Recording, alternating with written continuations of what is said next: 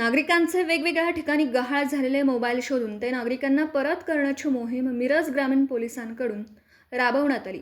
या मोहिमेत पोलिसांनी तांत्रिक माहितीच्या आधारे तब्बल 2,35,000 रुपये किमतीचे 14 मोबाईल फोन विविध ठिकाणाहून हस्तगत करून संबंधित तक्रारदार नागरिकांना परत केले।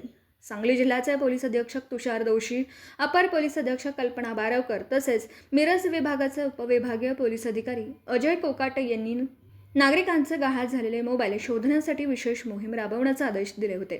या आदेशानुसार मिरज ग्रामीण पोलीस ठाण्याचे पोलीस निरीक्षक सोमनाथ वाघ यांच्या मार्गदर्शनाखाली गहाळ मोबाईल शोधण्याची कार्यवाही सुरू करण्यात आली। पोलिसांनी तांत्रिक माहितीच्या आधारे विविध ठिकाणी शोध घेऊन एकूण 14 मोबाईल फोन हस्तगत केले।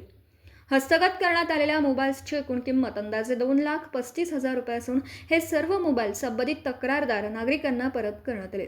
पोलिसांच्या या कामगिरीमुळे नागरिकांनी समाधान व्यक्त केलं असून मिरज ग्रामीण पोलिसांच्या कार्याचं कौतुक केलं आहे।